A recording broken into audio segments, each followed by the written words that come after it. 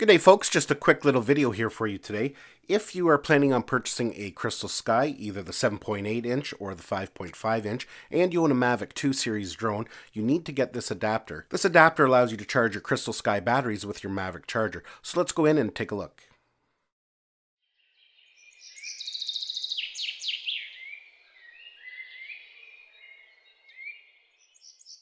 Now, just a little backstory for those who are maybe thinking about getting a Crystal Sky and don't know too much about them. Now, when you purchase the Crystal Sky, either the 7.8 or the 5.5, you get a charging hub. With the 5.5, you get one battery.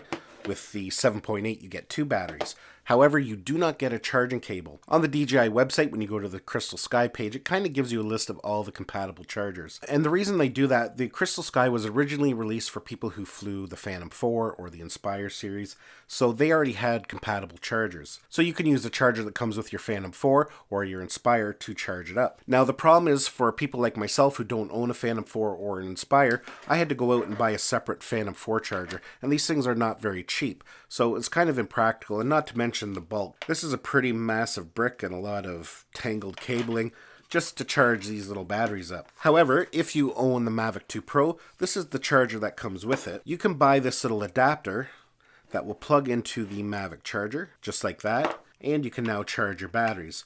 Let me just go ahead and we'll plug that in to demonstrate it. So you can see it's powered on there. We'll plug in our batteries. It's going to analyze them.